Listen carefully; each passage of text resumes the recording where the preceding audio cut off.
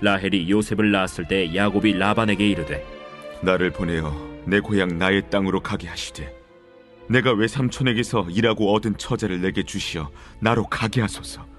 내가 외삼촌에게 한 일은 외삼촌이 아시나이다. 라반이 그에게 이르되 여호와께서 너로 말미암아 내게 복 주신 줄 내가 깨달았노니 내가 나를 사랑스럽게 여기거든 그대로 있으라. 내 품삯을 정하라. 내가 그것을 주리라. 내가 어떻게 외삼촌을 섬겼는지 어떻게 외삼촌의 가축을 쳤는지 외삼촌이 아시나이다. 내가 오기 전에는 외삼촌의 소유가 적더니 번성하여 때를 이루었으니 내 발이 이르는 곳마다 여호와께서 외삼촌에게 복을 주셨나이다. 그러나 나는 언제나 내 집을 세우리이까. 내가 무엇으로 내게 주랴? 외삼촌께서 내게 아무것도 주시지 않아도 나를 위하여 이 일을 행하시면 내가 다시 외삼촌의 양떼를 먹이고 지키리이다. 오늘 내가 외삼촌의 양떼에 두루 다니며 그 양 중에 아롱진 것과 점 있는 것과 검은 것을 가려내며 또 염소 중에 점 있는 것과 아롱진 것을 가려내리니 이 같은 것이 내 품삯이 되리이다. 후일에 외삼촌께서 오셔서 내 품삯을 조사하실 때 나의 의의가 내 대답이 되리이다. 내게 혹시 염소 중 아롱지지 아니한 것이나 점이 없는 것이나 양 중에 검지 아니한 것이 있거든 다 도둑질한 것으로 인정하소서. 내가 내 말대로 하리라. 그날에 그가 순염소 중 얼룩무늬 있는 것과 점 있는 것을 가리고 암염소 중 흰 바탕에 아롱진 것과 점 있는 것을 가리고 양 중에 검은 것들을 가려 자기 아들들의 손에 맡기고 자기와 야곱의 사이를 사흘 길이 뜨게 하였고 야곱은 라반의 남은 양떼를 치니라. 야곱이 버드나무와 살구나무와 신풍나무의 푸른 가지를 가져다가 그것들의 껍질을 벗겨 흰 무늬를 내고 그 껍질 벗긴 가지를 양떼가 와서 먹는 개천의 물구유에 세워 양떼를 향하게 하매 그때가 물을 먹으러 올 때에 새끼를 베니 가지 앞에서 새끼를 뱀으로 얼룩얼룩한 것과 점이 있고 아롱진 것을 낳은지라. 야곱이 새끼 양을 구분하고 그 얼룩무늬와 검은빛 있는 것을 라반의 양과 서로 마주보게 하며 자기 양을 따로 두어 라반의 양과 섞이지 않게 하며 튼튼한 양이 새끼 뵐 때에는 야곱이 개천에다가 양떼의 눈앞에 그 가지를 두어 양이 그 가지 곁에서 새끼를 베게 하고 약한 양이면 그 가지를 두지 아니하니 그렇게 함으로 약한 것은 라반의 것이 되고 튼튼한 것은 야곱의 것이 된지라. 이에 그 사람이 매우 번창하여 양떼와 노비와 낙타와 나귀가 많았더라. 할렐루야. 우리의 삶의 산소망이 되시는 주님의 이름을 찬양합니다. 우리 높으신 하나님 앞에 우리 감사와 찬양과 영광의 큰 박수 올려드리며 나아가겠습니다. 사랑하는 주님, 오늘 우리와 함께 하신 주님의 이름을 찬양합니다. 주님 홀로 영광과 찬양을 받아 주시옵소서. 할렐루야. 우리 하나님의 기이한 은혜 가운데 한 몸 된 우리 사랑하는 포드처치 성도들을 향해서도요, 우리 한번 따뜻한 사랑과 격려와 축복의 박수 보내겠습니다. 이 시간 영상으로 예배하는 흩어져 있는 모든 글로벌 포드 식구들을 향해서도 우리 한번 따뜻한 사랑과 격려의 박수를 보내겠습니다. 할렐루야. 할렐루야. 사랑하는 여러분, 성령 충만하십시오. 말씀 충만하십시오. 오늘 또 하나님 앞에 우리 기쁨으로 드리는 이 예배가 우리의 인생의 큰 전환점이 되고 하나님께서 우리의 인생을 돌아보시며 우리의 삶의 다음 단계의 문을 열게 되시는 귀한 은혜가 있게 되기를 주님의 이름으로 축원합니다. 미국의 정치 지도자였던 윌리엄 제닝스 브라이언이라는 사람이 있습니다. 이분이 카이로를 방문한 적이 있었는데요. 곳곳에 이집트 유물을 살펴보던 그는요, 이 한 골동품 가게에서 한 3,000년이 지난 이 곡식자루에 있는 콩알 하나를 발견했습니다. 이 겉은 돌과 같이 아주 이 딱딱하고 쭈글쭈글해 말라 비틀어진 이 콩을 본 이 윌리엄은요, 굉장히 이 호기심이 생겨서 푼돈을 주고 그것을 구입하게 되었어요. 그리고 이제 미국으로 돌아와서 자기 정원에 그 콩을 심고 열심히 물과 거름을 주었습니다. 그러자 얼마 지나지 않아서 싹이 났고요, 급기야는 열매를 맺었어요. 그는 이 미국의 대선 후보이자 또 국무장관에 올랐는데요. 그는 가는 곳곳마다 이 복음을 전하며 이 카이로의 완두콩 이야기를 들려줍니다. 3,000년이라는 장구한 세월을 뚫고 이 말라 비틀어진 콩알에서 싹을 틔운 이야기 말이죠. 여러분, 3000년이 지나도요, 씨앗은 생명의 능력을 머금고 있습니다. 그것이 어떻게 보여지든지 상관없이 땅에 심겨지면 싹을 틔우고 열매를 맺습니다. 보통 씨앗은 자기 무게의 약 20만 배나 되는 그 이상이 되는 무거운 흙더미를 뚫고 나옵니다. 그러니까 어마어마한 무게와 압력을 뚫고 나와서요, 생명의 싹을 틔우는 것이죠. 자, 그런데 성경에서 바로 말씀을 이 씨앗에 비유하고 있어요. 하나님의 약속도 이와 마찬가지입니다. 하나님의 말씀도 이와 마찬가지예요. 우리를 짓누르는 현실의 무게, 상황의 압력, 자신의 한계와 연약함이 어떠하든지 여러분 그 생명의 능력을 기대하고 그것에 물을 주고 심고 가꾸는 믿음만 있다면 하나님의 말씀은 그 모든 것을 뚫고 나와 반드시 싹을 내고 마침내 그 약속대로 이루어지는 것입니다. 할렐루야.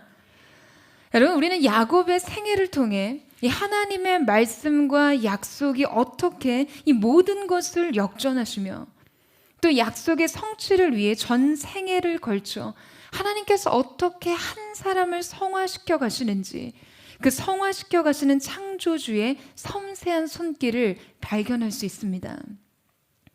여러분, 말씀의 씨앗이 모든 압력을 견디고 마침내 싹을 틔우기까지 갖춰야 할 몇 가지 조건들이 있는데요. 자, 오늘 우리는 말씀 속에서 그 4가지 법칙에 대해서 함께 살펴보려고 합니다. 먼저 첫 번째 법칙은요, 기억의 법칙입니다.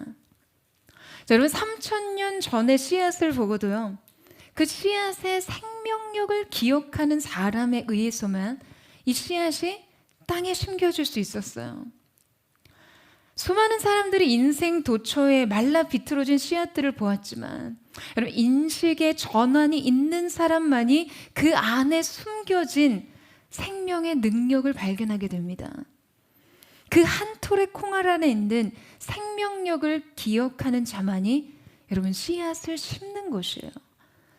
씨앗은 그 자체로 굉장히 신비스러운 생명의 능력이 있지만 여러분, 그것을 충족시키는 조건에 놓이지 않으면요, 절대로 싹을 틔우거나 열매를 맺을 수가 없습니다. 한 사람의 인생도 마찬가지예요. 우리는 지난 시간 이 라헬을 얻기 위한 야곱의 인생의 14년의 시간이 어떻게 전개되었는지를 함께 살펴보았습니다. 오늘 본문에 앞서 육신의 아름다움이 없어서 이 동생 라헬에게 늘 남편의 사랑은 빼앗겼지만 육신의 자랑이 없음을 알고 하나님의 언약을 의지했던 레아를 하나님께서 긍휼히 여기셔서 그에게 자녀를 주시는 장면들이 나오게 됩니다. 한 명의 남편과 4명의 여인들 사이에서 여러분 얼마나 많은 시기와 질투와 상처들이 이 가정을 어지럽혔는지 여러분 대충 짐작이 되시죠? 이 가정의 관계가 얼마나 복잡했겠어요. 레아는 이 가정 안에서 언제나 사랑의 부재로 인한 슬픔 속에서 살았습니다. 그는 남편으로부터 가장 중요한 것을 받지 못한 사람이었어요. 그러나 이 외로움 속에 슬픔을 느낄 때마다 레아는 언제나 하나님을 의지했습니다. 인간의 사랑의 결핍이 오히려 완전한 사랑을 붙잡게 한 것이죠. 그래서 하나님은 그녀의 태를 축복하셔서요, 많은 아이들을 낳게 하셨어요. 결국 야곱의 가정에 4명의 여자들을 통해 11명의 아들들이 태어나게 됩니다. 오늘 보면 25절 말씀에 보면 이 라헬이 요셉을 낳았을 때 야곱은 가나안 땅으로 돌아갈 때가 되었다라고 생각했어요. 그러니까 야곱에게 있어서 요셉의 존재는 약속을 떠올리게 하는 의미였습니다. 여러분, 그동안 이 야곱과 라헬의 사랑은요, 결실을 맺지 못하는 사랑과 같았어요. 이 둘의 사랑은 모든 것을 충족시키는 완전한 사랑이었으나 결정적으로 하나님의 은총은 결여되어 있었습니다. 전부를 걸 만한 사랑이었지만 라헬은 그 사랑 안에서 점점 비참한 위치에 서게 됐어요. 왜냐하면 사랑을 약속과 부르심에 기대서 하지 못했기 때문이죠. 그래서 그들의 사랑은 여러분 사랑할수록 공허했어요. 지독히 사랑할수록 채울 수 없는 것들이 존재했습니다. 이러한 과정들을 통해서 그들은 어느 순간 그들의 사랑마저도 자신을 의지해서는 안 된다는 것을 깨닫게 되었을 거예요. 여러분, 고통 없이 배울 수 없고 아프지 않고는 성장할 수 없듯이 그 삶의 무게가 우리를 짓누르지 않고서는요, 내려놓을 수 없는 게 우리의 한계인 것 같아요. 그들은 그들 자신의 자랑을 버리고 겸손하게 하나님의 언약을 의지하게 되었습니다. 그들의 사랑이 언약의 기대였어요. 그래서 드디어 하나님께서 라헬을 생각하시고 그의 태를 열어주십니다. 그리고 하나님께서 야곱의 꿈에 나타나셔서 다시 베델의 언약에 대해서 말씀하세요. 그러니까 요셉은 라헬이 드디어 아들을 낳게 되자 이제 돌아갈 때가 되었다고 생각하게 된 것이었죠. 이제 하나님의 약속을 바라보며 약속의 땅으로 돌아갈 생각을 하게 되었습니다. 여러분, 이때 야곱이 밧단 아람에 온 지 14년이 흐른 시점이었어요. 그러니까 그의 두 아내를 위한 14년의 종살이를 모두 마친 그런 시점이었던 것이죠. 여러분, 아마 이 14년 기간 동안 야곱은요, 그의 고향 땅을 잊은 적이 없었을 것이에요. 그의 어머니 리브가에 대한 그 그리움을 여러분 과연 그가 떨쳐버릴 수 있었을까요? 며칠 후면 내가 너를 다시 부르겠다고 이야기했던 그 리브가로부터의 소식은 끝내 오지 않았고, 그 잠깐의 이별이라고 생각했던 그 시간이 그냥 기약 없이 길어져서 어머니의 생사를 확인할 수조차 없었습니다. 그냥 그토록 그 마음에 사무치던 그리움조차 여러분 야곱을 실제 그 땅으로 돌아가게 하지는 못했다는 거예요. 또한 야곱이 그리운 고향에 돌아갈 수 없었던 이유는 여러분 또 뭐가 있었을까요? 여러분, 우리 중 어느 누구든 자신의 치명적인 실패를 직면하는 일이란 결코 쉬운 일이 아닙니다. 그 실패로 인해서 모든 신뢰가 파괴되고 모든 관계가 망가졌다면 말이에요. 그 실패가 자기 인생을 결코 돌이킬 수 없는 위치에 놓았다고 생각한다면 말이죠. 그리운 고향에는요, 형 에서의 잔혹한 복수가 기다리고 있을지 모를 일이었습니다. 하지만 야곱이 드디어 그 마음에 자기 인생의 근본인 하나님의 약속을 기억하고 그 약속 안에서 자기 인생을 이끌어 가실 그 하나님의 손길을 기억하자 여러분 인생에 큰 방향 전환이 일어나게 됩니다. 야곱이 라반에게 하는 말을 살펴보게 되면요, 이 인식의 전환이 확연하게 드러나게 되는데요. 그는 자신이 돌아가야 할 곳이 내 고향, 내 본토라고 표현하면서 라반의 땅과 자기가 본래 속해 있어야 할 그 땅을 확연하게 구분시키고 있습니다. 그러면서 30절에 보면 나는 언제나 내 집을 세우리이까 라고 말하고 있어요. 그가 이제 하나님이 허락하신 거룩한 계보를 이어갈 그 가문의 가장으로서 자기 집에 대한 책임감, 그 책임의식을 강렬하게 느끼고 있었던 것이죠.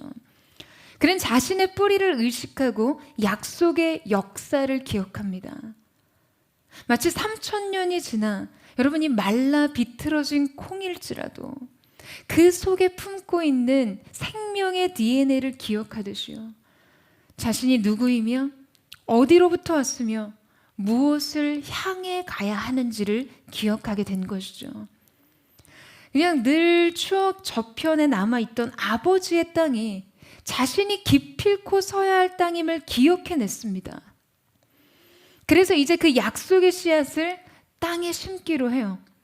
그래서 야곱은 라반에게 자신의 처자들을 데리고 아버지의 땅에 갈 수 있도록 허락해달라고 요청을 하게 됩니다. 사랑하는 여러분, 우리 인생의 새로운 회복의 시작, 변화의 분기점은 하나님께서 우리에게 주시는 약속을 기억하는 것으로부터 시작합니다. 부르심을 기억하는 것으로부터 새로운 출발이 시작되는 것이에요. 여러분, 우리의 인생을 이끄는 것이 성공에 대한 야망, 물질에 대한 탐욕, 관계에 대한 집착에 머물게 된다면요, 지금 여러분이 있는 그곳은 영적인 바다나람입니다. 속임수와 이기심으로 그냥 어떻게든 서바이벌 하기 위해서 살아내는 삶, 지독한 이해타산과 탐욕 안에서 그저 오로지 나 자신의 이익만을 극대화하기 위해 살아가는 삶. 그러나 아무리 애를 쓰고 노력해도 충분한 보상과 존중을 받지 못하는 삶. 그리고 그렇게 자신을 위해 산다 해도 결코 채울 수 없는 그 영혼의 텅 빈 부분을 직면하고 무너지는 삶이요. 여러분, 우리는 이 삶으로부터 매번 돌이켜야 합니다. 여러분, 아멘이세요? 사랑하는 여러분, 언제나 기억하세요.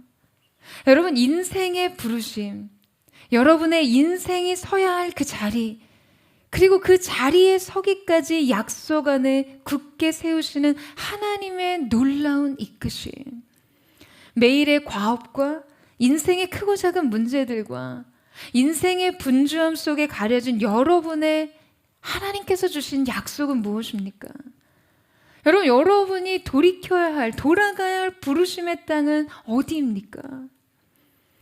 사랑하는 여러분, 말씀의 씨앗이 우리의 삶 가운데 발화될 수 있도록 그 말씀을 여러분의 삶의 모든 영역 속에 심게 되는 은혜가 오늘의 이 예배를 통해 있게 되기를 주님의 이름으로 축원합니다. 여러분, 여러분의 인생의 바다나람에서 돌이켜서 하나님께서 주신 약속의 땅을 향해 돌이키는 영혼의 새로운 전환점, 영혼의 새로운 분기점이 오늘의 이 예배를 통해 여러분의 인생 가운데 열려지게 되기를 주님의 이름으로 축원합니다. 자, 그런데 여러분, 라반이 어땠겠어요? 라반은 약속의 그 씨앗을 심기에는 굉장히 척박한 땅이었습니다. 우리가 이미 지난 시간 말씀을 통해서 이 라반의 성격을 대충 파악을 했잖아요. 그는 14년간 야곱을 종으로 부리면서요, 단 한 번도 임금을 지불하지 않았어요. 야곱이 그의 집에 오기 전까지만 해도요, 성경의 기록을 보게 되면 라반의 소유는 매우 적었습니다. 하지만 이제 그의 집안은 엄청나게 번성을 했어요. 야곱이 돌보던 가축이 그야말로 순풍순풍 새끼들을 낳았던 거예요. 그러니까 라반은 우상을 섬기는 자였지만 이렇게 보니까 적어도 지금 이 축복이 누구로부터 흘러온 것인지를 알고 있었습니다. 야곱이 그의 집에 온 이후로부터 라반의 삶은 달라지게 되었던 것이죠. 바로 야곱의 하나님이 그를 축복하신 것이었어요. 그러니까 그의 입장에서는요, 그런 어떤 방법을 동원해서라도 야곱을 붙들고 있으려고 그에게 품삯을 정하라고 제의를 하게 됩니다. 그러니까 야곱이 라반의 제안에 따라 자기의 임금의 조건을 제시하고 있는데요. 자, 이때 우리는 이 약속의 이행으로 이 시간이 무르익기까지 이 생명의 씨앗이 심겨주는 수고로움에 대해서 생각해 볼 수 있습니다. 바로 인생 경영의 두 번째 법칙은 성실의 법칙입니다. 여러분, 야곱은 지금 이 임금 체결 조항을 제시하면서요, 그동안 자신이 라반을 어떻게 섬겼는지에 대해서 말하고 있어요. 이제 29절 말씀 보시겠어요?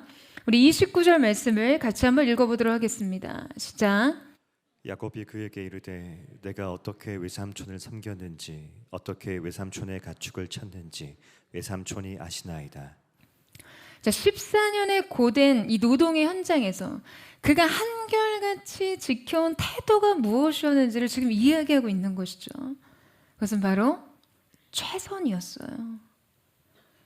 그는 자신이 원하는 바에 대한 갈망이 너무나 큰 나머지 그것을 이루기까지 때로 간교한 속임수와 편법을 쓰는 사람이기는 했지만요, 자기에게 주어진 삶의 현장에서는 지독하게 최선을 다해 자신에게 주어진 임무를 완수하는 사람이었습니다. 그러니까 여러분, 이 성실 앞에서는 어느 누구도 토를 달 수가 없어요.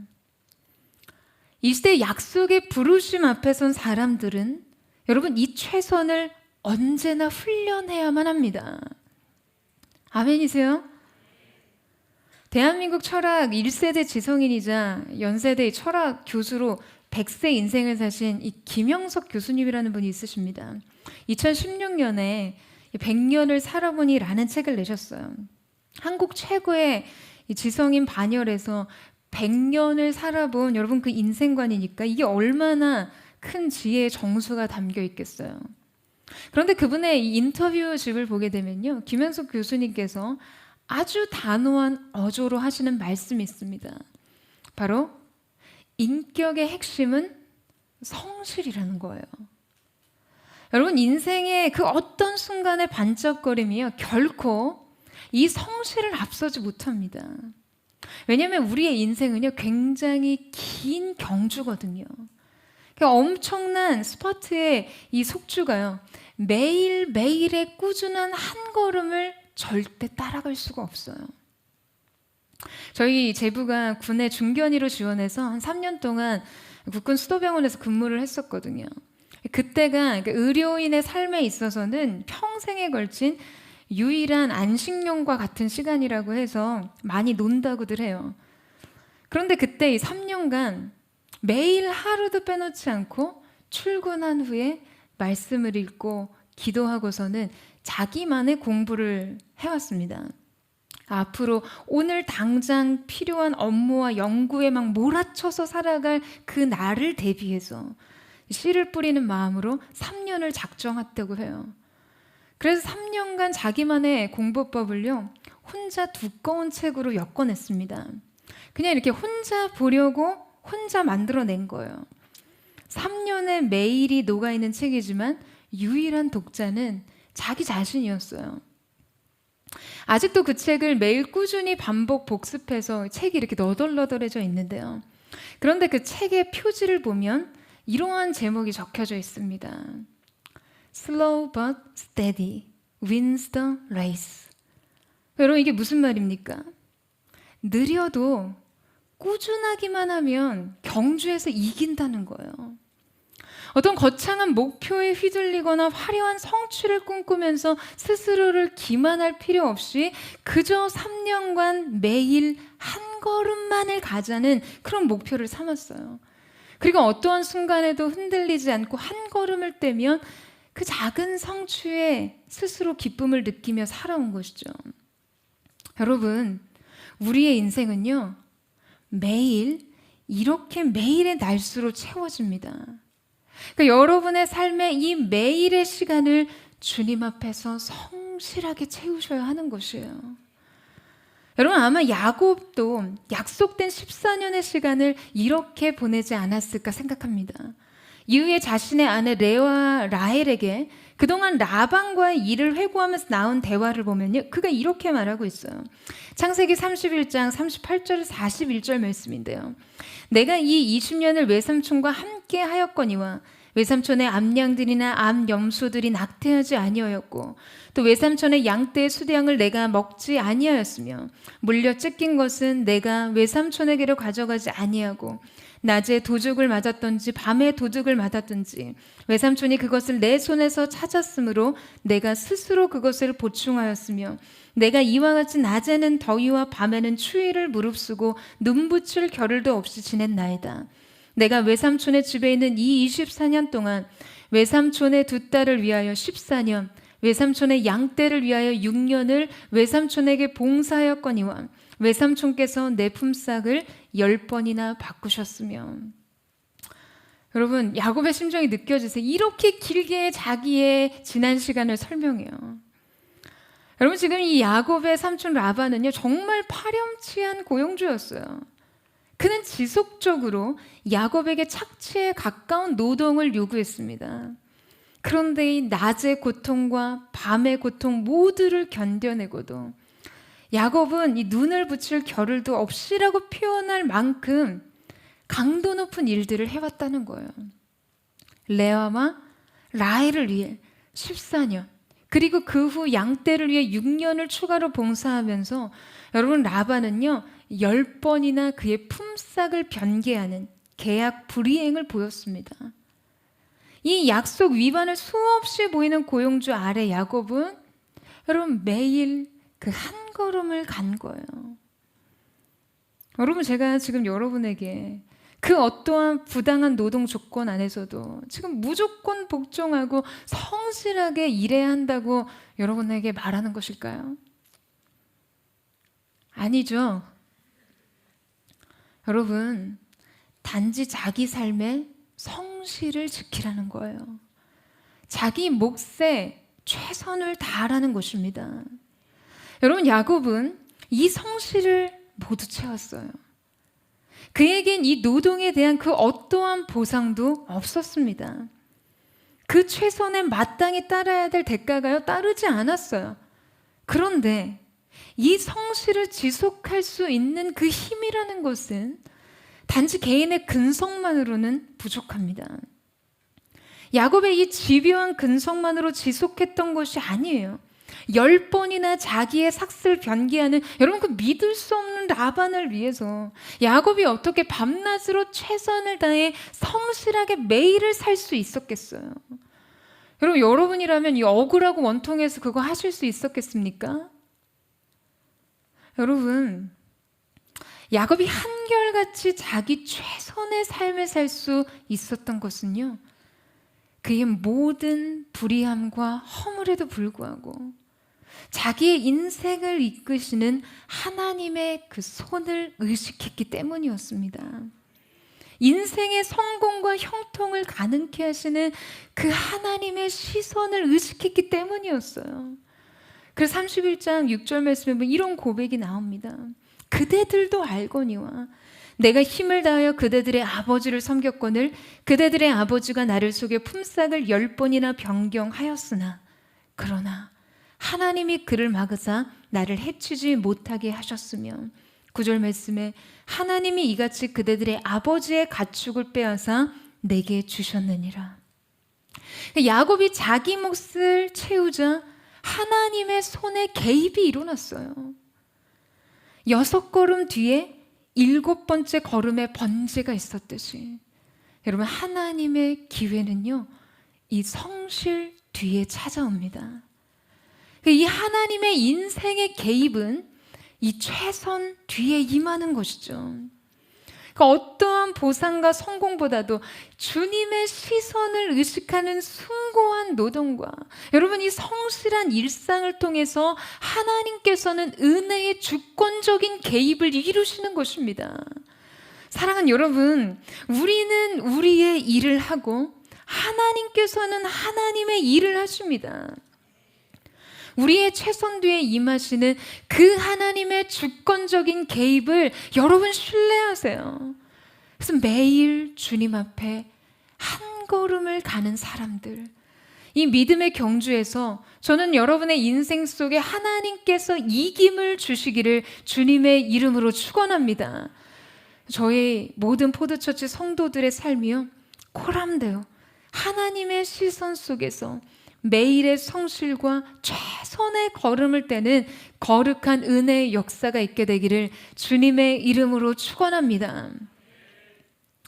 이제 함께 살펴볼 약속의 씨앗이 싹을 틔우는 조건 세 번째는 바라봄의 법칙입니다. 이 노동임금 체결 조건을 라반이 요구하자 야곱이요 단 한 가지 조건을 라반에게 제시하고 있는데요. 자신에게는 아무것도 따로 줄 필요가 없고 라반의 양떼 중에 아롱진 것과 점 있는 것과 검은 자를 가려내고 염소 중에 점 있는 것과 아롱진 것을 가려내어 그 같은 것이 또 태어나게 되면 그걸 야곱의 소유로 하자라는 거예요. 자, 여러분, 원래 양의 색깔이 뭡니까? 이거 넌센스 아니에요? 양은 대부분의 색깔이 흰색이죠. 그러니까 이 뭐 아롱진다는 것은요 문이나 점이 있다는 것을 말하는 것이거든요. 여러분 막 얼룩덜룩한 얼룩무늬가 있는 양 보신 적 있으세요? 저희 어린 시절 양떼를 안고 있는 목자 대신 예수님이 그려진 그런 성화들 많이 우리가 보게 되잖아요. 거기 예수님께서 아론진 양떼를 품고 있는 모습을 그린 화가는요, 역사상 한 명도 없지 않았을까 싶어요. 보신 적 있으세요? 얼룩무늬 양을 안고 있는 예수님. 그리고 보통 근동 지방의 염소들은요, 보통 검은색이었거든요. 그렇다면 흰 양과 검은 염소 중에 그 새끼가 아롱지고 점이 있고 무늬가 있는 새끼가 나올 확률이 여러분 얼마나 될 거라고 생각하세요? 확률이 있을까요? 넌센스 아니에요, 여러분. 여러분, 이것은요, 상식적으로 굉장히 불리한 조건이었습니다. 제한이었어요. 지금 자기 집을 세우기 위해서 그동안의 모든 그 부당한 노동 조건들을 끝내고 새롭게 공정한 계약 조건을 체결할 수 있는 이 절호의 기회에 어떻게 이런 엉뚱한 조건의 계약을 체결하려고 하는 것일까요? 우리 야곱이 길고 긴 노동으로 인해서 정상적인 판단력을 잃어버린 것일까?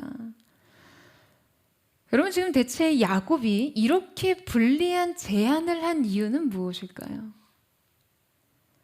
이 비밀은 창세기 31장 말씀에 나타나는데요. 자, 우리 11절에서 12절 말씀을 같이 한번 읽어보도록 하겠습니다. 시작.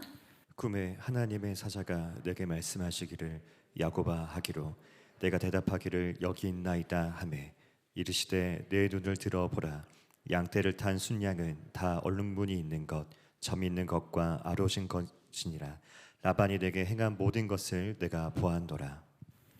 여러분, 야곱이 꿈을 꿨는데 그 꿈에서 하나님의 사자가 새끼를 뵌 양과 염소가요, 지금 모두 아롱진 것과 점 있는 것이라고 말씀하셨다는 거예요. 그러니까 야곱은 하나님의 말씀, 그분의 약속을 굳게 신뢰하고 있었어요. 그는 실패로 얼룩진 자기의 인생 속에서도 여전히 자기의 인생을 이끌고 계시는 그 하나님의 약속, 주님의 말씀을 의식하고 있었습니다. 그 약속을 바라보고 있었어요. 인생의 중대한 목표 앞에서 계산기만 두드려 보기보다는, 매일의 인생의 대차대조표에 울고 웃기보다는, 한치의 오차도 없이 인생의 계획표대로 살기 위해 아둥바둥하기보다는 하나님의 큰 그림을 의식합니다. 하나님의 계획의 밑그림을 고려해요. 내가 내 마음대로 채색하려 한 그 인생의 모든 노력과 계획보다도 하나님의 절대적인 주권 아래서 그분의 계획과 그분의 지혜와 그분의 전략에 의지해서 살기 원하는 것이죠. 사랑하는 여러분, 이것이 바로 바라봄의 법칙입니다. 그리고 또한 야곱은요, 라반의 생리를 잘 알고 있었어요. 자신에게 불리한 조건의 제안을 해야지만 그 제안을 수락할 것이라는 라반의 간교함을 알고 있었기 때문에 지금 야곱은 이 불리한 조건을 선택할 수밖에 없었습니다. 하지만 그는 그 불리한 조건 속에서도 하나님을 믿기로 결정한 것이죠. 자기 인생의 온갖 유리한 설정 속에서도 인간의 욕심과 의지가 앞설 때 그 어긋나 버렸던 수많은 자기 인생의 오류를 통해서요, 그가 깨달았던 것이에요. 인생은 주님이 세우셔야 세워진다는 것을요. 자신의 강함과 자원에 의지해서 인생을 사는 것보다 약함 속에 능력을 주시는 주님의 존재와 한계 속에서 역사하시는 주님의 일하심을 믿고 서는 것이 진정한 승자의 삶이라는 것을 그는 깨달았던 것입니다. 여러분, 그렇다면 이 얄팍한 제안이 어떻게 흥미롭게 진행되는지를 우리가 함께 살펴보기를 원하는데요. 지난주 말씀에서도 함께 살펴봤지만 이 라반의 잔꾀는요, 언제나 야곱을 능가했습니다. 그러니까 뛰는 놈 위에 나는 놈이었어요. 라반은 그날 자신의 소유 중에서 아롱지고 점 있는 것들을 다 분리했어요. 그것들을 따로 분리해서 아들들에게 맡기고 자기 아들들에 맡기고요. 지금 야곱의 양과 염소 떼와 사흘길이나 떨어져 있는 곳으로 떠나 있게 했습니다. 그러니까 라반의 생각에 혹시라도 야곱이 자신의 그런 무늬가 있고 점박이들과 함께 접붙여져서 아롱지고 점 있는 새끼들이 태어날까봐 그조차 염려해서 사흘길을 떨어뜨려 분리시켰던 것이죠. 자, 그러니까 이러한 상황에서는요, 유전적으로 흰 양과 검은 염소에서는 점박이와 얼룩무늬를, 양들 안에서도 점박이와 얼룩무늬를 가진 새끼가 태어날 확률이 여러분 얼마나 된다고 생각하세요? 가능성은 거의 없습니다. 그러니까 이 희박한 가능성 위에서 여러분, 그는 지금 오직 하나님께서 말씀하시는 그 약속만을 바라보았어요.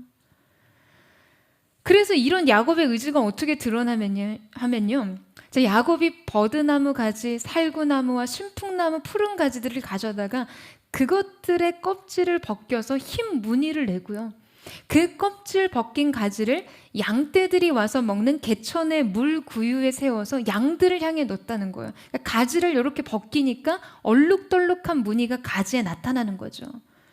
그러니까 얼룩덜룩한 무늬가 있는 나뭇가지들을 양떼들이 매일매일 볼 수 있도록 두었다는 것이에요. 나뭇가지의 껍질을 벗겨서 우물가에 세워놨기 때문에 양과 염소가 물을 먹기 위해 우물에 올 때마다 그것을 볼 수밖에 없었던 것이죠. 그러니까 여러분, 지금 이 방법이 과학적으로, 유전공학적으로 어떤 효력이 있는지는 중요한 게 아니에요. 여러분, 그걸 궁금해하지 마세요. 야곱은 현실의 불가능 속에서 그의 마음이 흔들릴 때마다, 믿음이 흔들릴 때마다 하나님의 약속을 철저하게 바라보았고요, 심지어는 자기 양떼들에게도 그렇게 바라보게 했다는 거예요.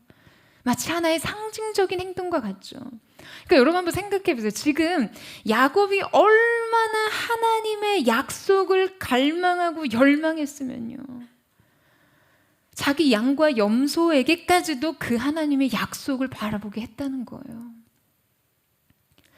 수영의 신이라고 불리는 이 마이크 펠프스가 있습니다. 그는 2000년 시드니 올림픽을 시작으로요, 2012년 런던 올림픽까지 총 23개의 금메달을 따면서요, 인류 중 가장 수영을 잘하는 사람으로 기억되고 있는데, 하지만 이 펠프스는 원래 감정 기복이 굉장히 심한 사람이었습니다. 그러니까 지나친 주의력 결핍과 산만함으로 인해서요, 그는 9살 때 ADHD 판정을 받았었죠. 펠프스의 이 수영 코치인 밥 바우먼은 이런 그의 이 긴장을 완화시키고 집중력을 높이기 위해서 특수한 훈련을 시켰습니다. 펠프스가 10대 소년이었을 때 바우먼은요, 훈련이 끝난 펠프스에게 이렇게 말했어요. 집에 가서 잠들기 전에 비디오 테이프를 꼭 보렴.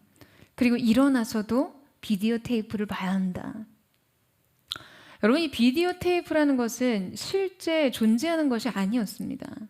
바로 머릿속의 상상으로 이루어지는 수영 경기였죠. 그러니까 바우먼은요, 상상을 할 때도 진짜 경기처럼 전력으로 수영을 하라고 지시를 했어요. 그러니까 펠프스는 매일 밤 잠들기 전, 그리고 아침에 일어난 직후에 수영장에서 완벽하게 수영을 하는 자신의 모습을 슬로우 모션으로 상상을 했습니다. 출발대에 서서 수영장으로 뛰어 들어가는 자기의 모습, 그때의 손동작, 수영장 끝에서 손을 대고 턴을 한 뒤 되돌아오는 모습을 머릿속으로 생각하면서 바라보며 상상했어요. 그는 침대에 누워서 눈을 감은 채 경기에 처음부터 끝까지 어떠한 사소한 것도 빠뜨리지 않고 계속해서 바라보았어요. 경기를 끝낸 뒤 수영 모자를 벗을 때의 기분, 숨이 찰 때 느낀 그 모든 것들을 말이죠.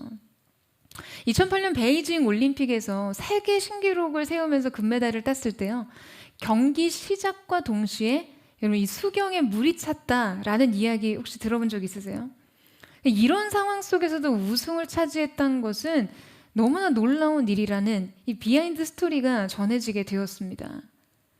그는 평소에 수없이 마음에 그리며 바라보았던 그 비디오 테이프를 돌려보면서 아무것도 보이지 않는 그 돌발적인 상황, 치명적인 돌발 상황에서도 본인의 페이스대로 경기를 이끌어갈 수 있었다라고 이야기해요. 그래서 불안한 마음이 찾아올 때, 경기가 잘 풀리지 않을 때 코치가 비디오 테이프를 돌려봐 라는 이야기만 들어도 마음의 평안을 되찾을 수 있었다라는 이야기를 한 적이 있습니다. 여러분, 저는 지금 여러분에게요, 마음에 소원하는 대로 간절히 그려보고 바라보고 또 바라보면 하늘이 그 뜻이 여러분에게 이루어지게 도와준다, 뭐 이런 말씀을 드리려는 게 아니에요. 여러분, 우리의 육체와 정신도 이렇게 매일 꾸준하고 치밀한 시뮬레이션 아래 우리의 몸과 정신이 지배를 당한다는 거죠. 그런데 영혼의 바라봄은 어떠하겠냐라는 것이에요. 영혼이 계속해서 주님의 얼굴을 바라보는 일, 주님의 약속을 바라보는 일, 믿음의 시선을 들어 주님께서 하실 일을 바라보는 일, 여러분이 영혼의 행위는요, 어떠한 현실의 돌발 상황과 대응할 수 없는 위기 상황 속에서도 끝내 우리가 약속을 저버리지 않도록 우리의 삶을 훈련시키신다는 것이죠. 사랑하는 여러분, 하나님께서 여러분의 인생 가운데 주신 약속을 바라보고 또 바라보고 그 말씀을 주목하는 은혜가 있게 되기를 주님의 이름으로 축원합니다. 오늘 여러분의 시선을 하나님의 약속에 고정하세요. 인생의 모든 돌발적인 상황과 환경의 문제 속에서 흔들리지 말고 약속하신 하나님을 바라볼 수 있는 그 강렬한 열망이 저와 여러분을 지배하고 저와 여러분을 압도하여 있기를 주님의 이름으로 축원합니다. 그 놀라운 역사가 여러분의 영혼의 삶 속에 부어지는 은혜가 있게 되기를 주님의 이름으로 축복합니다. 그렇다면 말씀의 씨앗이 싹을 틔우기 위한 마지막 법칙을 함께 살펴보기를 원하는데요.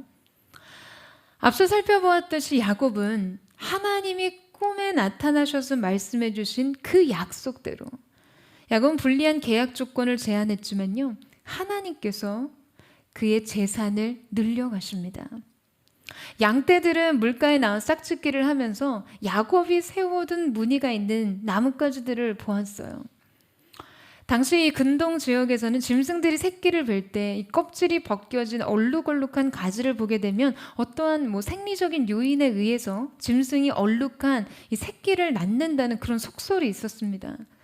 이게 어떤 과학적 근거가 있던지 간에 실제 라반의 양떼와 염소들이요, 그 가지 앞에서 짝짓기를 할 때 아롱진 것과 점이 있는 새끼들을 낳았다는 거죠.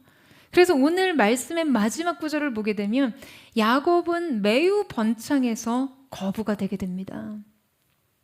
여러분, 야곱의 여러 가지 인격적인 결함에도 불구하고 야곱의 인생에 작용하는 한 가지 원리가 있었어요. 그것은 바로 네 번째, 은혜의 법칙입니다.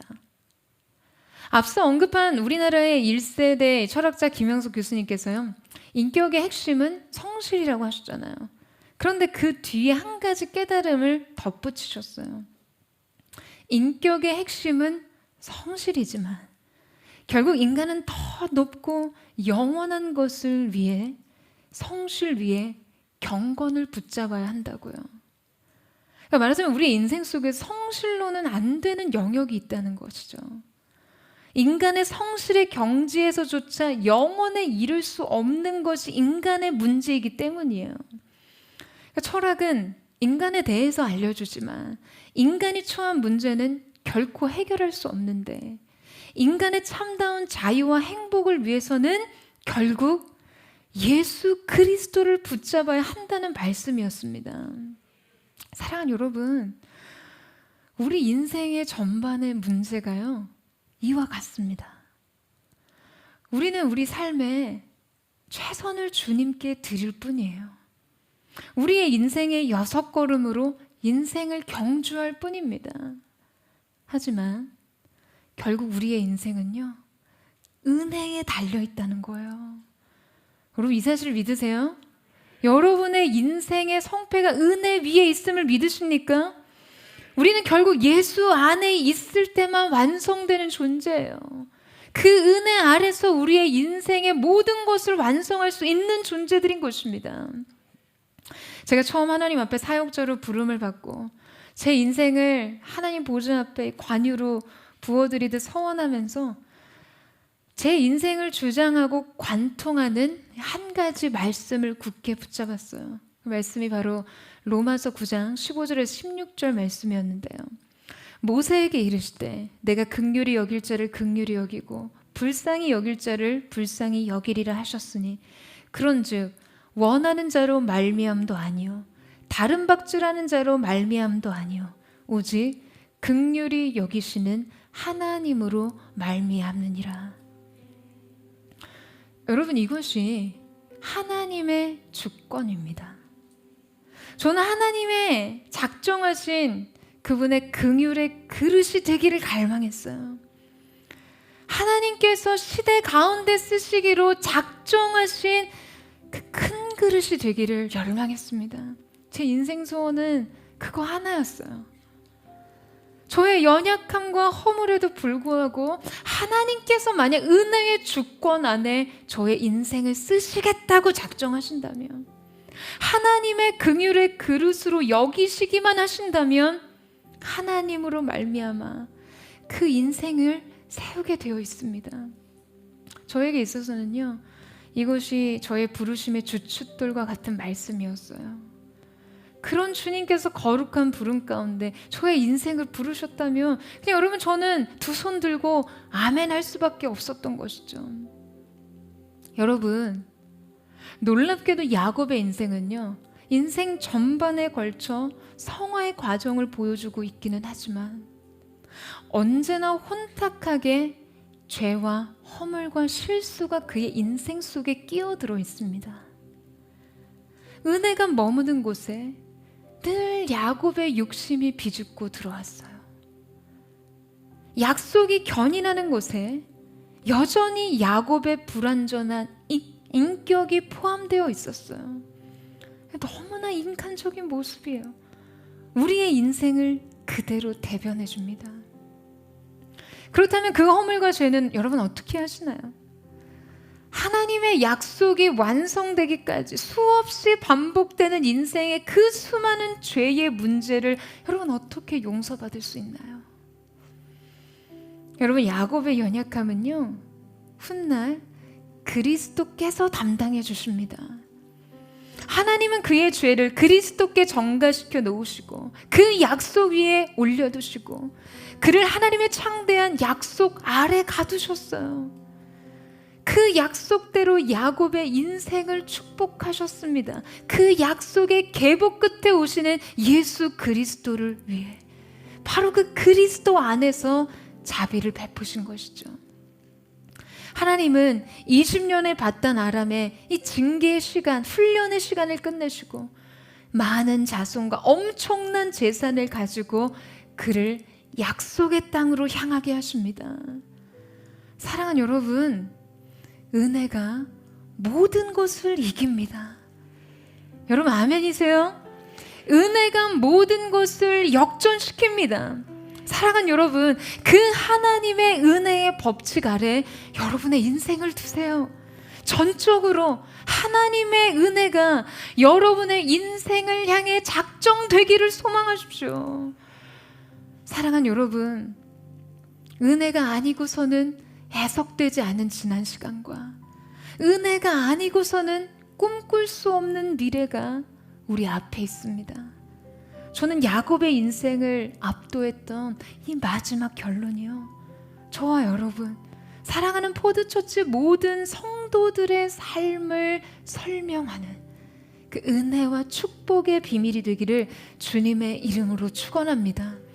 오늘 하나님의 주권적인 은혜가 여러분의 인생을 향해 작정되기만 한다면 여러분 그 어떤 것도 그것을 막을 수 없다는 것이에요.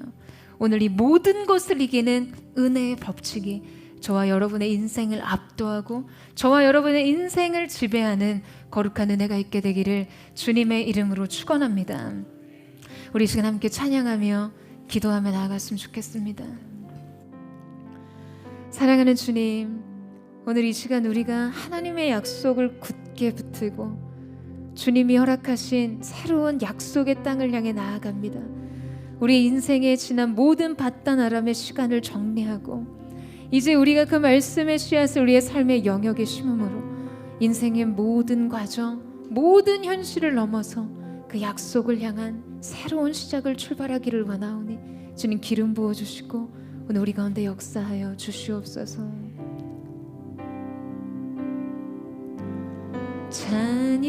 찬양하리 목소리 높여 찬양하리 내 마음 확정됐네 찬양하리 모든 상황 속 주만 경배하리 찬양하리 찬양하리 목소리 높여 찬양하리 찬양하리 내 마음 확정됐네 찬양하리 모든 상황 주님만을 경배하리라 주만 경배하리 폭풍이 날 향해 몰려와도 슬픔과 역경 날 덮어도 주 약속 날이 또하시리 오직 주님만 경배하리 우리 함께 고백하며 나아갑니다. 찬양하리 찬양하리 목소리 높여 찬양하리 찬양하리 내 마음 확정되네 찬양하리 모든 상황 주님만을 경배하리라 주만 경배하리 폭풍이 날 향해 몰려와도 슬픔과 역경 날 덮어도 주 약속 날이 또하시리 오직 주님만 절심으로 함께 고백합니다. 폭풍이 날 향해 와도 날 향해 몰려와도 슬픔과 역경 날 덮어도 주 약속 날이 또하시리 이 시간 거룩한 손을 높이 들고 주님 바라보며 폭풍이 날 향해 와도 우리가 주님의 약속에 신실하심을 바라보며 믿음으로 주님의 길을 가기를 원합니다. 날 덮어도 주 약속 날이 또하시리 주만 경배 폭풍이 날 향해 몰려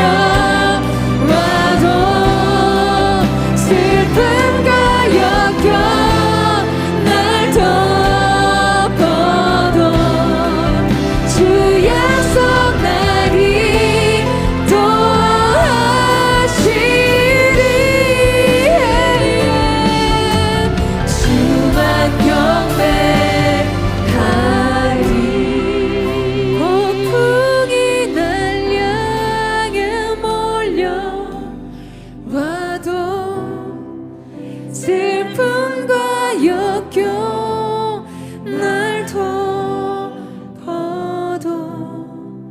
주 약속 날이 또 하시리.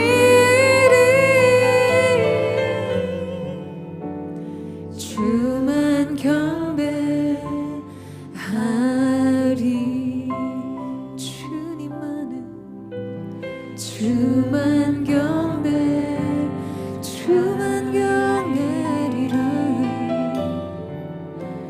주만 경배하리. 사랑하는 여러분, 오늘 하나님께서 여러분의 인생 가운데 주신 그 약속, 여러분의 인간적인 눈으로 볼 때 어떻습니까? 지극히 현실적인 관점으로 볼 때 그 약속은 어떤가요? 과연 현실 가능성이 있는 이야기입니까? 과연 여러분의 삶 속에 가능한 이야기들입니까? 사랑하는 여러분, 그러나 기억하세요. 말씀에는 생명의 능력이 있는 줄로 믿습니다.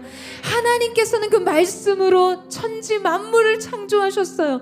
오늘 우리의 인생 가운데 그 약속이 있다는 것이 얼마나 강력한 인생의 능력과 힘과 소망인지 여러분 깨닫게 되는 은혜가 있게 되기를 주님의 이름으로 축원합니다. 다 말라 비틀어져서 아무 의미를 찾을 수 없는 것 같았던 카이로의 3000년 지나 콩 한쪽에서도 생명이 싹이 쓰고 여러분 생명의 열매가 맺습니다. 오늘 이 시간 우리가 하나님 앞에 간구하며 기도하며 나아갈 때 사랑하는 주님, 주님으로부터 말씀은 받았지만 그 말씀이 삶의 현실과는 너무나 괴리가 있어서 그 말씀을 인생의 현실의 삶 속에 심지 않고 거두지 않았던 나의 연약함을 주님 용서하여 주시옵소서. 오늘 주님이 말씀하신 그 약속을 나의 삶의 모든 영역 속에 다시금 심고 거두기를 원하오니 주님, 오늘 새로운 영적인 전환점, 새로운 약속을 향한 여정이 시작될 수 있도록 주여 함께하여 주시옵소서. 우리 간절한 마음을 담아 주여 눈물을 짓고 합심한 동성으로 기도하겠습니다. 주여, 사랑하는 주님, 오늘 이 시간 우리가 약속하신 말씀에 의지하여 주님 앞으로 나아가기를 원합니다. 주님 약속은 있었지만 믿음으로 심지 못했던 현실과 상황과 영역 속에 그 약속의 말씀을 심지 못했던 우리의 모든 불신앙을 주님 용서하시고 말씀하신 대로 이루신 하나님을 바라보며 믿음으로 그 약속을 심으며 결심하며 나아가기를 원합니다. 오늘 이 가운데 역사하여 주시오. 말씀하신 그대로 이루어질지어다. 약속하신 그대로 이루어질지어다. 주님 성경의 모든 약속이 오늘 우리의 삶 가운데 성취되었대. 주님이 우리의 인생 속에 레마의 음성으로 로고스의 말씀으로 약속하신 모든 약속이 우리의 삶의 영역 속에 일어나게 하여 주시옵소서. 말라 비틀어진 공한 쪽에 씨앗소서. 생명의 신비를 훑는 영혼을 열어주시오. 약속하셨다며 말씀하셨다며 반드시 그 일은 이루어지리라. 그 믿음을 주 앞에 드리는 하나님의 사람들 되게 하여 주시옵소서. 하나님의 새로운 산소만 새로운 상역사가 오늘 우리 가운데 나타나게 하여 주시옵소서. 할렐루야. 목소리 높여 그대 가운데 주 이름 높이네. 주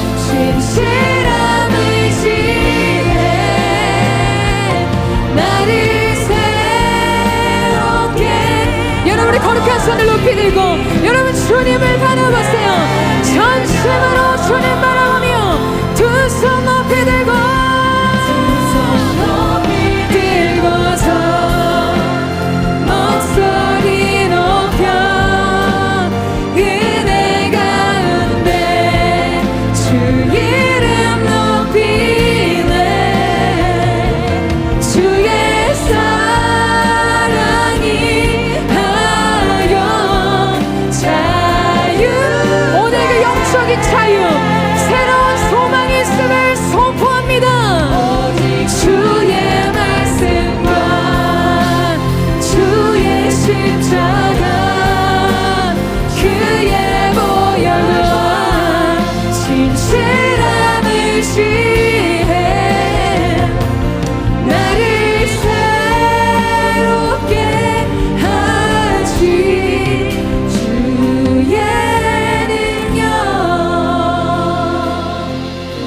사랑하는 여러분, 오늘 여러분의 삶이요 야곱과 라헬의 관계처럼 인간적으로는 복되고 윤택하고 즐겁고 행복이 있는 삶의 현장일지 모르지만 여러분 잘 들여다보세요.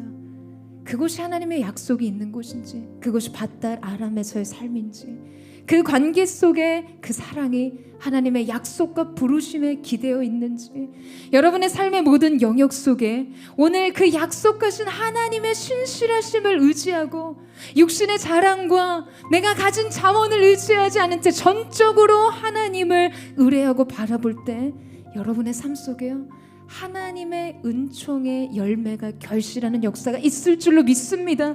다 가진 것 같고 갖춘 것 같은데 여러분, 하나님의 은총이 결여되어 있는 인생이 아닌 하나님의 약속 안에서 결실하는 인생이 되기를 주님의 이름으로 축원합니다.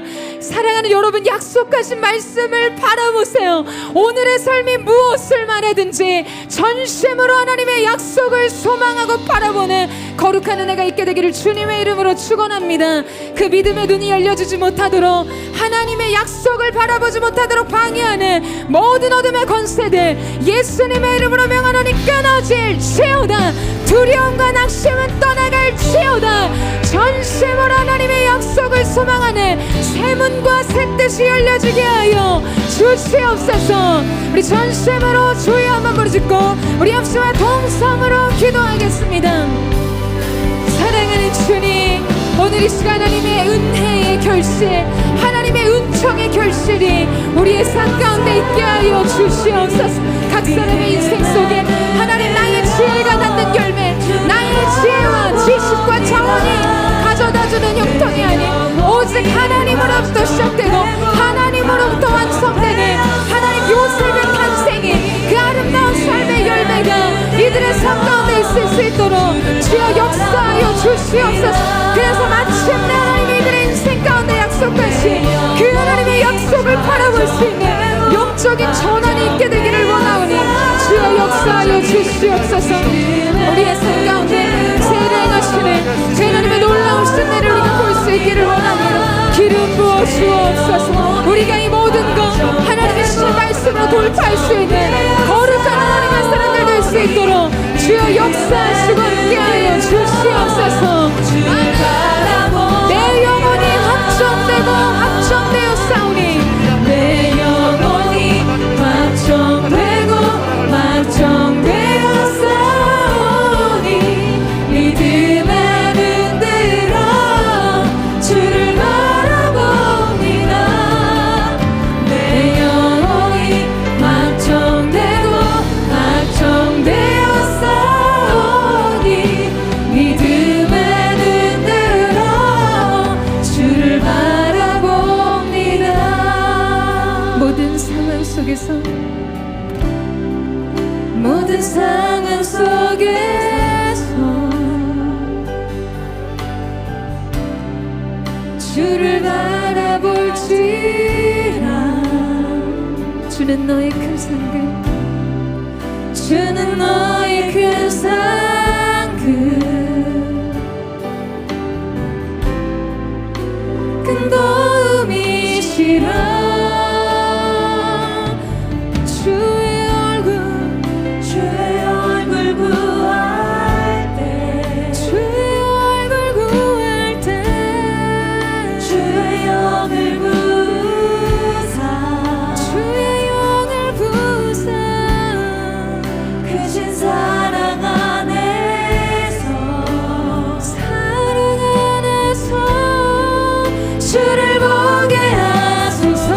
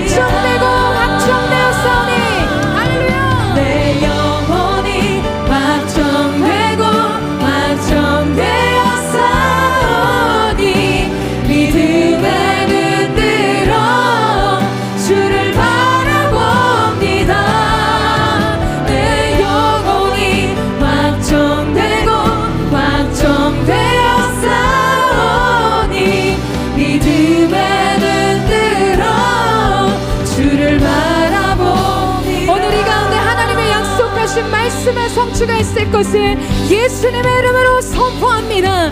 하나님의 사람들의 인생 속에 새로운 믿음의 시선이 열려져 주님의 약속을 바라보고 또 바라보게 하여 주시옵소서.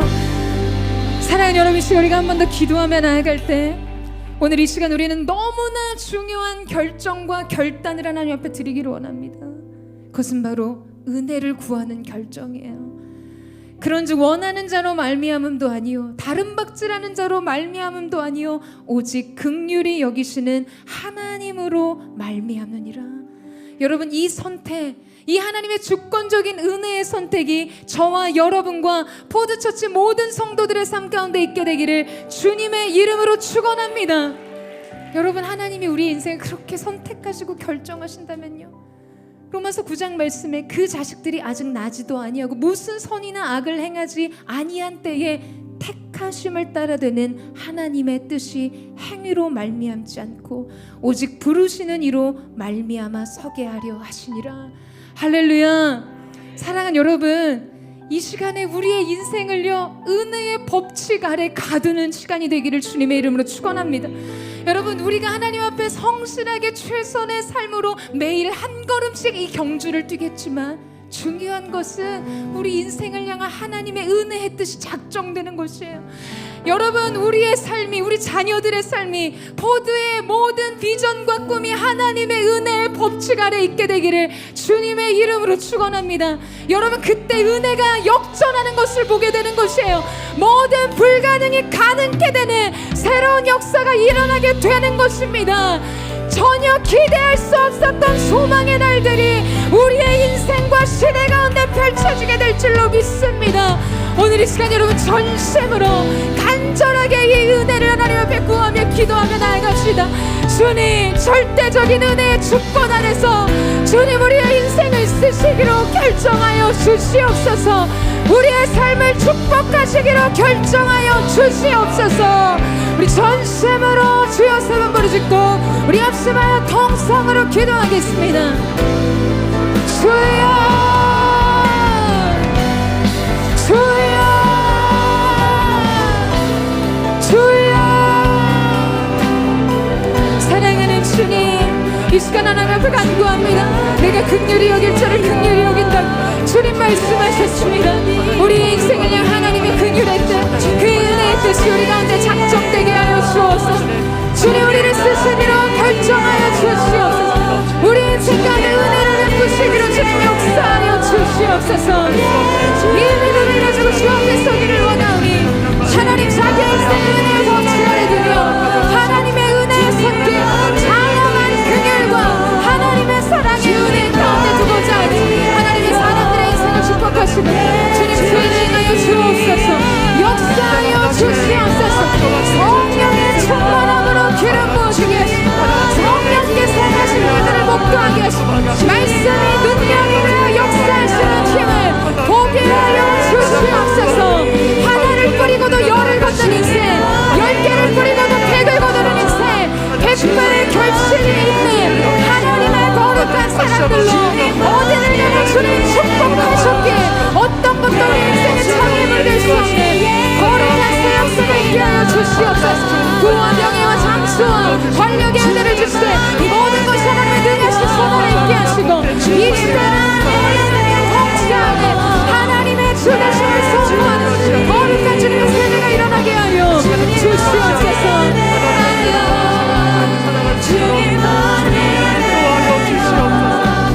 주님만 예배요.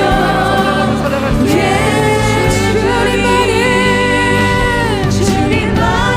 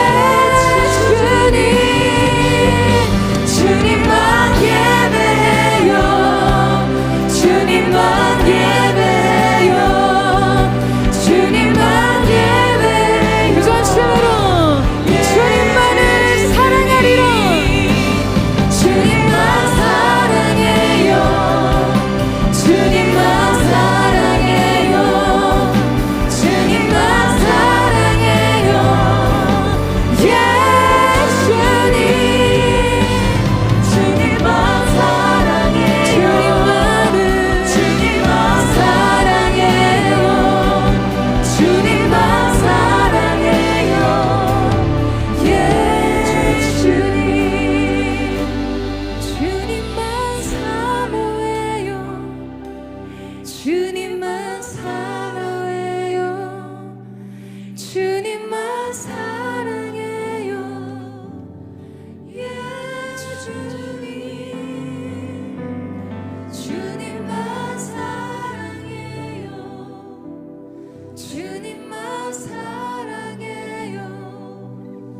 주님만 사랑해요.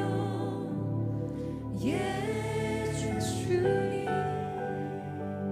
사랑하는 여러분, 오늘 이 시간 우리의 인생은 하나님의 은혜의 법 아래서 하나를 심고 열을 거두는 인생, 둘을 심고 백을 걷는 인생, 하나님의 은혜와 은총으로 말미암아 백을 심고 만을 거두는 인생이 될 줄로 믿습니다. 여러분, 이 사실을 믿으세요? 여러분, 이것은 요행을 바라는 것이 아니라 은혜를 믿는 믿음인 것입니다. 우리 가운데 약속하신 하나님을 믿는 믿음 안에서 여러분의 인생, 특별히 포드처치의 모든 꿈과 비전과 부르심 가운데 이 은혜의 역사하시는 능력이 나타나게 되기를 예수님의 이름으로 축복합니다. 주님, 새 문을 열어 주시옵소서. 은혜로만 갈 수 있는 길을 열어주시고 하늘의 문을 여셔서 이삭의 우물과 같이 그의 100배의 결실을 얻는 거룩한 은혜가 올 한 해 우리의 삶과 포도의 가운데 임하게 하여 주시옵소서. 여러분, 2022년도 여러분 약속을 붙드십시오. 그 약속 가운데 하나님께서 일하실 줄로 믿습니다. 사랑하는 주님, 이 시간 하나님의 손에 사랑하는 주의 백성들을 의탁하며 올려드리며 나아갑니다. 이들의 인생이 주권적인 하나님의 은혜 아래, 그 은혜의 법 아래 있는 인생이 되게 하셔서 선악간에 어떠한 일을 행하기도 전에 택하시는 자의 뜻으로 말미암아서는 그 부르심의 능력으로 말미암아 우리의 인생을 복되게 하시고 사랑하는 포도처치를 통해 이 시대 가운데 하나님의 뜻을 이루시는 그 영광을 목도하게 되는 거룩한 새 역사가 있게 하여 주시옵소서. 오늘 이 가운데 한 사람 한 사람 기름 부으셔서 부흥의 세대로 일어나게 하여 주시옵소서. 시대를 장악하는 하나님의 사람들로 거룩한 계보를 이어가는 이 땅의 거룩한 그릇더기들로 이들의 삶을 축복하여 주시옵소서. 그렇게 약속대로 말씀대로 이루실 주님의 이름을 찬양하며 감사드리며 살아계신 예수님의 이름으로 기도드립니다. 아멘.